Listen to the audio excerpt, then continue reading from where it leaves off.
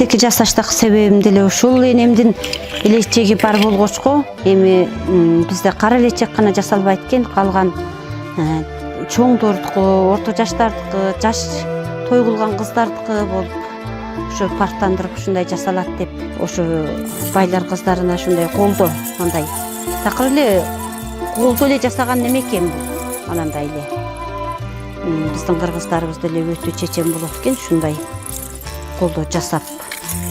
Буну мындай асат экен да. Эми азыркыбыздын биздин жынчыр балапке дегенибиздей болсо керек.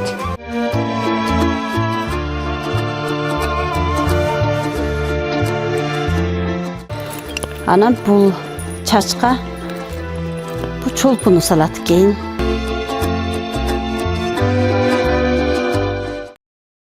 Колду бирден курап алып, буну ичтерин ак полотнайдан жасайбыз. Мана бул кыргагын бунундай өлчөмү болот экен. 40 катар болушу керек экен да. Анда өтө эле оор болуп кетет экен. Эми биз 23 кылып эле каттадык. Маналар дагы жаңадан той кылган кыздар кийсе болот. Жаштардыкы. Кеп такыясы окшош өзүнө окшогон болот. Тетиги саймасы мана бу курак колдон жасаган. Анан мана буну илмеде бирден сүрөткөзүп, ма жерге түйүлген